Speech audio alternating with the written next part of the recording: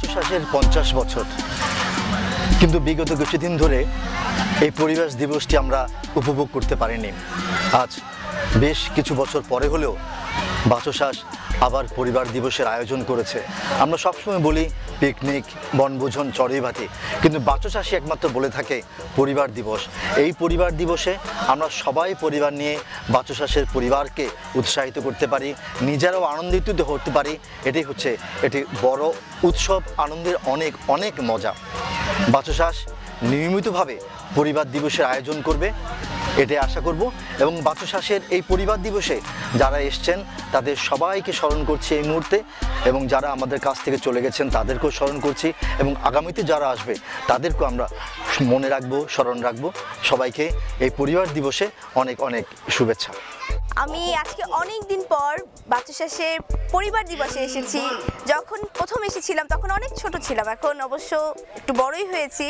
আর বাচসাস আমার কাছে আসলে একটা পরিবার, কারণ বাচসাসের প্রত্যেকটা মানুষই আমার অনেক কাছের, এবং তাদেরকে আমি ছোটবেলা থেকে দেখে এসেছি। তো তারা বলতে গেলে সবাইকে আমি আঙ্কেলই বলি, তারা আমার অনেক কাছের। আর আমার সব সাংবাদিক আঙ্কেলদের আমার অনেক অনেক শুভেচ্ছা, অনেক অনেক শ্রদ্ধা। বাংলাদেশ চলচ্চিত্র সাংবাদিক সমিতি বাচসাসের আজ পরিবার দিবস। আপনারা জানেন বাংলাদেশ চলচ্চিত্র সাংবাদিক সমিতি বাচসাসের এই পরিবার দিবসটা হলো সবচেয়ে বড় আয়োজনের এবং স্বতঃস্ফূর্ত অংশগ্রহণের মধ্যে দিয়ে হয়ে থাকে। এবং আমরা আজকেও দেখছি যে আমাদের বাচসাসের নবীন প্রবীণ সব ধরনের মেম্বার এবং উইথ ফ্যামিলি সবাই আমাদের আজকে এই পরিবার দিবসে এসে উপস্থিত হয়েছেন। এবং এই পরিবার দিবস আমাদের বাচসাসের অনেক বড় একটি ঐতিহ্য, এবং আমরা এই পরিবার দিবস সকাল থেকে এই পর্যন্ত সুন্দরভাবে এগিয়ে যাচ্ছে। বাচ্চাদের জন্য অনেক খেলার আয়োজন ছিল, মেয়েদের জন্য, আমাদের ভাবিদের জন্য, সবার জন্য অনেক আয়োজন আছে খেলার। এবং দুপুরে আমরা লাঞ্চ করব, লাঞ্চের পরে আমাদের বিভিন্ন খেলার প্রতিযোগিতার আয়োজন করা হয়েছে, এবং পরে আছে আকর্ষণীয় রাইফেল ড্র আছে। তো সবাই আপনারা অংশ নিন, আনন্দ করুন। বাচসাস সবার সংগঠন, বাচসাস আমাদের প্রাণের সংগঠন। বাচসাস পরিবার দিবস সবচেয়ে ঐতিহ্যবাহী সংগঠন, বাচসাসের ঐতিহ্যবাহী একটি আয়োজন। সবাইকে ধন্যবাদ। সবাইকে আসসালামু আলাইকুম এবং পরিবার দিবসের পক্ষ থেকে শুভেচ্ছা। বাংলাদেশ চলচ্চিত্র সাংবাদিক সমিতির অনেকদিন পর পরিবার দিবস করছে। আসলে নানা রকম জটিলতার কারণে এর বিগত 4-5 বছর ধরে পরিবার দিবস হয়নি, যে কারণে এবার একটু গুছিয়ে করার চেষ্টা হয়েছে, এবং আশা করি যারা পরিবার দিবসে এসেছেন সবার ভালোই লাগবে। এবার সবচেয়ে বড় কথা যে আগামী 5 এপ্রিল বাংলাদেশ চলচ্চিত্র সাংবাদিক সমিতি 50 বছর পদার্পণ করতে যাচ্ছে, এবং বাংলাদেশের কোনো সাংবাদিক সংগঠনের 50 বছর অর্থাৎ সুবর্ণ জয়ন্তী এই প্রথম। তো সেই হিসাবে সেটাকে মাথায় রেখে আমরা পরিবার দিবসটাকে ওই অনুষ্ঠানের একটা গ্রাউন্ড ওয়ার্ক হিসাবে নিয়েছি, এবং এটাকে আমরা যদি সাফল্যমণ্ডিত করতে পারি তাহলে আগামীতে আমাদের সুবর্ণ জয়ন্তীর প্রোগ্রামটা আমরা আরও অনেক সুন্দর করে করার চেষ্টা করব। আর আমাদের অনুষ্ঠানে এই পরিবার দিবসে সবসময় বলা হয় সবাই পিকনিক বলে, আর একমাত্র বাংলাদেশ চলচ্চিত্র সাংবাদিক সমিতি বলে পরিবার দিবস। পিকনিকটাই আমরা পরিবার দিবস বলে থাকি, কারণ এটা পরিবারকে নিয়ে অনুষ্ঠান। সাংবাদিক সমিতিতে যারা আছেন, আমাদের যারা সদস্য আছেন, তাদের পরিবারকে নিয়েই আমাদের এই অনুষ্ঠানটা হয়ে থাকে। সব কিছু মিলিয়ে আশা করি যে তারকাদের অংশগ্রহণ, গান, সাংস্কৃতিক অনুষ্ঠান, খেলাধুলা, খাওয়া দাওয়া এবং সুন্দর একটি স্পট যেখানে চিড়িয়াখানা আছে, বাচ্চাদের জন্য খেলার জায়গা আছে, আমার মনে হয় সবাই উপভোগ করবেন, এবং করছেনও অলরেডি। আমি যে এখন যখন কথা বলছি তখন পিকনিকের অলরেডি আমরা মধ্যপ্রান্তে চলে এসেছি, একটু পরেই খাওয়া দাওয়ার আয়োজন হবে। তো এতক্ষণে আমরা যতটুকু দেখলাম তাতে সবাই হয়তো অনেক এনজয় করছে, এবং সবাইকে ধন্যবাদ। আশা করি এখন থেকে পরিবার দিবসটি আমরা নিয়মিত করার চেষ্টা করব। আমি আলিরাজ, চলচ্চিত্র পরিবারের সাথে পিকনিকে আসতে পেরে আমি নিজেকে খুব গর্বিত মনে করছি। বাচসাস হচ্ছে আমাদের শিল্পীদের অভিভাবক বলতে পারেন, কারণ আমরা যারা শিল্পী আমাদেরকে ওনারাই খুব সুন্দরভাবে সামনে এগিয়ে নিয়ে যাওয়ার প্রেরণা যোগায় ওনারা, এবং আমরা আমাদের আজকে এই বাচসাস পরিবারের পিকনিকে আসতে পেরে আমি নিজেকে খুব ভাগ্যবান মনে করছি। হাই, আমি মিষ্টি মারিয়া। আজকে বাচসাস পরিবারের সাথে পিকনিকে এসে আমার অসম্ভব ভালো লাগলো, আর আমি কখনোই ভাবতে পারিনি যে পিকনিকে আসলে এতটা মজা হবে। আমার আসলে অনেক ভালো লাগলো। বাচসাস পরিবারের কাছে আমি কৃতজ্ঞ যে এত সুন্দর একটা পিকনিকে আমাকে ইনভাইট করেছে সেজন্য।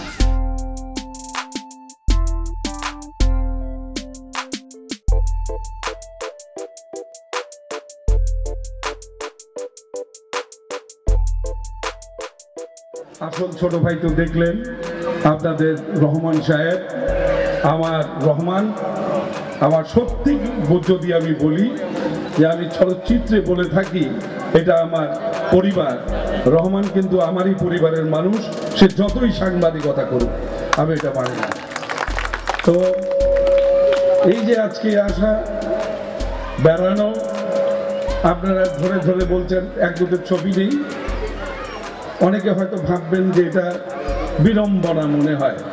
আমার বড় আনন্দ লাগে রে ভাই, আমার তখনই মনে হয় যে আমার যতই বয়স বাড়ছে ততই আমার মানে ভালোবাসা এবং প্রেম বাড়ছে এবং তো আপনাদের এই প্রেম ভালোবাসা নিয়ে আসলে বাঁচতে চাই। এবং যখন মরবো আমি এই পৃথিবী ছেড়ে চলে যাব, যে দেশ থেকে কেউ ফিরে আসে না, যদি আপনারা এখানে যারা আছেন থাকেন ওই দিন অন্তত বললেন যে মিয়া ভাই আমি কনফার্ম আমি আপনাদের সাথেই থাকবো, আমার দেহটা শুধু যাবে, আমার সব কিছু এখানে থেকে যাবে আপনাদের সাথে, এটা ভুলবেন না। এক দুটো কথাও বলতে পারবেন আকাশের দিকে তাকিয়ে। কেমন আছেন মিয়া ভাই? খুব ফিল করলে যদি খুব মনোযোগ দিয়ে খেয়াল করবেন দেখবেন আমি কথা বলি। এটা আমার কনফিডেন্স, এই কনফিডেন্স থেকেই আমি ভালোবাসার কথা বলে থাকি। তো আপনাদের একটু আগে একটা গানও শুনলাম, এই ভদ্রলোক ফারুক তার অভিনয় জীবনে সারেং বউ ছবি করেছিলেন এবং এই গানটি আমি জানি না এক মহান শিল্পী আব্দুল জব্বার তিনি চলে গেছেন না ফেরার দেশে, তার মুখে এই গানটা উনি গেয়েছেন। এমন একটি কণ্ঠ আমার মনে হয় বাংলাদেশে কণ্ঠ তো অভাব নেই, এই রকম কণ্ঠ পাওয়া বড় মুশকিল। এটাকে স্বর্ণ দিয়ে বাঁধিয়ে আল্লাহ পাক পৃথিবীতে পাঠিয়ে দিয়েছিলেন আমার কেন জানি মনে হয়। এই গান আর কোনোদিন মরবে না, মানুষ মরে যাবে, আমরা মরে যাব, থেকে যাবে এই গান। আমার খুব ভালো লাগছিল যখন ওখানে বসে গল্প করছি এবং গানটি শুনছি। আমি বলবো আবার এই গানটি আমি বলবো গাইতে আমি যাওয়ার আগে। তো এখানে আরও এক দুটো কথা চলে আসে, বহুরূপী মানুষ আমি, এবং সেই কথাটি হলো এই মাস, এটা মার্চের অনেক কথা আসে। এই মার্চের মাসের 3রা মার্চ আমরা মাঠে ছিলাম। এই 3রা মার্চেই 1 মার্চে বঙ্গবন্ধু একটি ঘোষণা দিলেন যে আমরা ওদের সাথে কোনো কিছু সম্পর্ক রাখবো না, এবং হরতাল দিয়েছিলেন 1, 2, 3। আজকে সেই 3 অসহযোগ আন্দোলনের সবচেয়ে বড় দিন ছিল, যে ভাতে মারবো পানিতে মারবো। বাঙালি তখন সবাই কিন্তু এক হয়ে গিয়েছিলাম, একটি মানুষ হয়ে গিয়েছিল। 7.5 কোটি মানুষের মাঝখানে কিছুমাত্র মানুষ ছাড়া তাদের সবাইকে মিলিয়ে যদি একটা স্তম্ভ বানানো হতো তার নাম হতো বঙ্গবন্ধু শেখ মুজিবুর রহমান। এটাই সেই মাস, এবং এই মাসে স্বাধীনতার মাস। এই মাসই কালো রাত্রের কথা আসে, এই মাসেই আসে বঙ্গবন্ধুর জন্মদিনের কথা। এত ঐতিহাসিক একটি মাস এই মাসে, যে আমি জানি না এটা কাকতালীয়ভাবে কিনা, যে আমার ছোট ভাই এই দিনটিকেই বেছে নিয়েছেন, অপূর্ব একটি দিন। এই দিনেই আমরা এদেশের স্বাধীনতার কথা বলেছি, আর সেই দিনটি আমাদের কাছে আজকে এসছে। আমি এখানে বলতে চাই না জয় বাংলা বা জয় বঙ্গবন্ধু, বলবো না, বলবো আপনাদের জীবনের সুন্দর দিক যেন আমি দেখতে পাই এবং এদেশের মানুষ দেখতে পায়। সেই সুন্দরের কথা নিয়ে ধরে আমরা এই বঙ্গবন্ধুর কথা ধরতে চাই। বঙ্গবন্ধু কিন্তু ছিলেন একজন শিল্পী, এই মহান শিল্পীর কথা দয়া করে আপনারা ভুলবেন না, আমি আশা করি। আপনাদের সবাইকে আমি ধন্যবাদ জানাই, আপনাদের দীর্ঘায়ু কামনা করে আমি আমার কথা বলবো। জয় বাংলা, জয় বঙ্গবন্ধু। আমার জন্য একটু দোয়া করবেন, ধন্যবাদ। মিয়া ভাই খ্যাত ফারুক ভাইকে আমরা দেখি, চিনি, জানি, বুঝি। আমি যখন 79-এ চিত্রালীতে প্রথম যোগদান করলাম, একেবারেই নতুন, সর্বকনিষ্ঠ 19 জন রিপোর্টারের মধ্যে সর্বকনিষ্ঠ আমি। তো আমার খুবই আবদার ছিল যে আমি চলচ্চিত্র সাংবাদিকতা করব, কিন্তু চিত্রালীর সম্পাদক যিনি আজাচো আহমেদ জামান চৌধুরী, তিনি আমাকে দিয়ে বসলেন টেলিভিশনের সাংবাদিকতায়। তারপরে আমি বারবার ঘুরে ফিরে বলতাম যে আমি সিনেমার বিট করব। আহমেদ জামান চৌধুরী প্রথম অ্যাসাইনমেন্ট আমাকে যেটি দিলেন যে ঠিক আছে, এত শখ তোমার, যাও ফারুককে নিয়ে কভার স্টোরি করো। টাইপের এক মানুষ ফারুক ভাই, এবং এলাকার মগবাজার এলাকা, মিরপুর এলাকার একটা ত্রাস। আমি তো নতুন, না বুঝে শুনে ছবি লিখে দিলাম। ছাপা হওয়ার পর আমারই কলিগরা বললেন, কি সর্বনাশ, কিন্তু মেরে ফেলবে তোকে। আমি প্রথমে বিশ্বাস করি। তারপরে আমার সঙ্গে এফডিসি যাব। একদিন এফডিসিতে গেলাম, 3 নম্বর ফ্লোরে আজিজুর রহমানের জনতা এক্সপ্রেসের শুটিং হচ্ছে। ফারুক ভাই আছে, রোজিনা আছে, আমার সাথে চিত্রালীর নরেশ ভূঁইয়া, হিরেন দে, তারাও ছিল। তো তারা যেই মাত্র শুনলেন যে 3 নম্বরে ফারুক ভাই আছে, আমাকে তারা বললেন যে তুই পালা। তো আমার তখন খুবই কম বয়স, আমার হাতে ঘাই লাগলো যে আমি পালাবো কেন। তো তারাও কাছাকাছি 3 নম্বরের দিকে গেলেন। তো তাদেরকে দেখে ফারুক ভাই এগিয়ে আসলেন। এগিয়ে এসে বললেন যে এই যে একটা আব্দুর রহমান পয়দা হয়েছে নরেশ, ক্যাঠা এটা।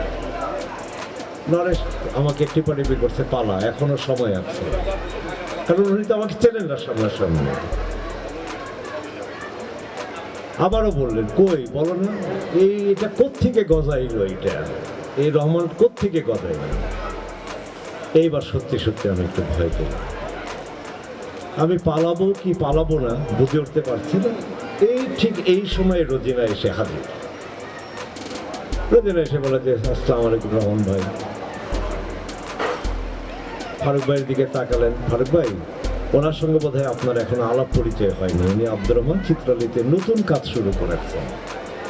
বাংলা অভিধানে একটি শব্দ আছে, আপাদ মস্তক দেখা। এই শব্দটি তার পর্যায়ে আমি বুঝলাম সেদিন। ফারুক ভাই আমার পা থেকে মাথা পর্যন্ত দেখলেন, আমার রক্ত হিম হয়ে গেল যে এই বুঝি কিছু একটা ঘটে যায়। ফারুক ভাই যথারীতি তার বললো যে ও আচ্ছা, প্রথম পরিচয় আগে নায়িকাদের সঙ্গে। ওকে, ডাক দিলেন আয়ুব, তার টয়টার ড্রাইভার তখন। আজিজ ভাইকে বললেন, আজিজ ভাই শুটিং প্যাক আপ, কাজ করবে না। লোকজন জড়ো হয়ে গেল যে ওকে এখন গাড়িতে তুলতে হবে। নরেশ ভূঁইয়া অনুরোধ করেন, মিয়া ভাই যা হওয়ার হয়ে গেছে, নতুন, সে কিছু না বুঝে, না না না না গাড়িতে উঠবে। গাড়িতে উঠলাম, ফারুক ভাই উঠলেন। আমি শুধু নরেশকে বললাম যে বাসায় একটু খবর দিয়ে, আমি তো জানি যে কি হবে। তারপরে সব ইন্ডাস্ট্রি হতভম্ব। ফারুক ভাই জাস্ট একটা চক্কর মেয়ে যখন আবার 3 নম্বর ফ্লোরে দাঁড়ালেন, সবাই বিস্মিত।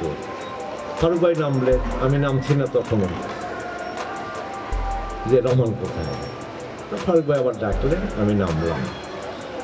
এবং বিস্ময়কর ব্যাপার হচ্ছে, সবার সামনে ফারুক ভাই আমাকে জড়িয়ে ধরলেন এবং তাদেরকে বললেন যে সত্য যদি কেউ লিখে থাকে আমার সম্পর্কে, আমার নিজেকে জানার এই লেখাটির মাধ্যমে আমার সুযোগ হয়েছে। সেই দিন থেকে আমার মনে আছে, টানা 19 দিন আমি ফারুক ভাইয়ের বাসায় ছিলাম। আমি তাকে খুব কাছে থেকে খুব নিবিড়ভাবে আমি জানি। অনেক বড় আসলে বক্তৃতা দেওয়ার কিছু নয়, আমাদের সবার মধ্যমণি মিয়া ভাই খ্যাত, আমাদের সবার ভালোবাসার মানুষ, প্রাণের মানুষ আকবর হোসেন পাঠান ফারুক। মিয়া ভাই সব বলে দিয়েছেন ভালো লাগার অনুভূতির কথাগুলো। আমাদের ভালোবাসার অনুভূতিও ঠিক একই রকম। বাচসাস আমি বলি সব সময়, চলচ্চিত্র কথাটা একটিমাত্র সংগঠন সাংবাদিকদের, যেখানে চলচ্চিত্র কথাটি যুক্ত আছে। বাচসাস দেখলেই নিজের মনে হয়। সকাল থেকে উঠেই মিয়া ভাই আমাকে অনেকবার ফোন করেছেন, কালকের থেকে আমাদের প্ল্যান একসঙ্গে আসবো, এই পিকনিকটা নিজের মনে হয়। এবং রহমান ভাই অসম্ভব সাংগঠনিক একজন মানুষ, শেখার আছে ভালোবাসার একজন মানুষ।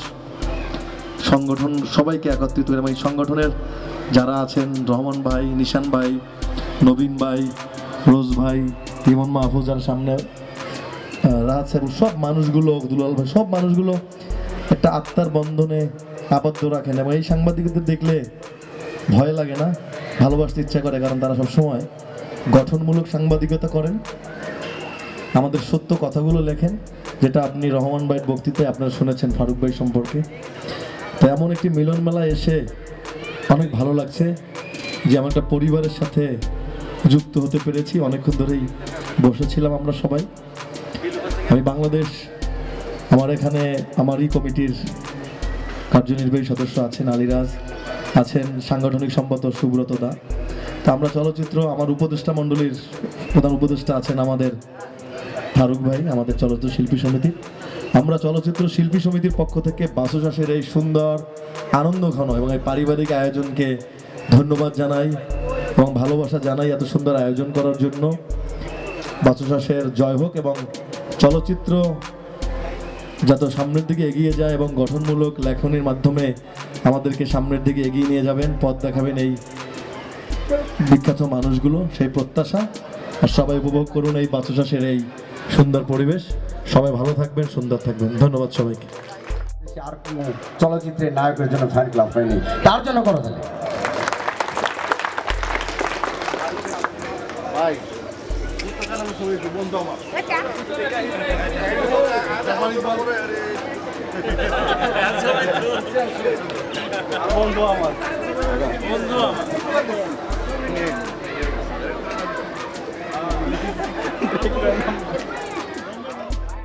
আলিরাজ ভাই, জায়েদ খান, আমার মনে হচ্ছে পূর্ণদৈর্ঘ্য 3 ঘন্টার একটা ছবি আমরা দেখলাম। এখন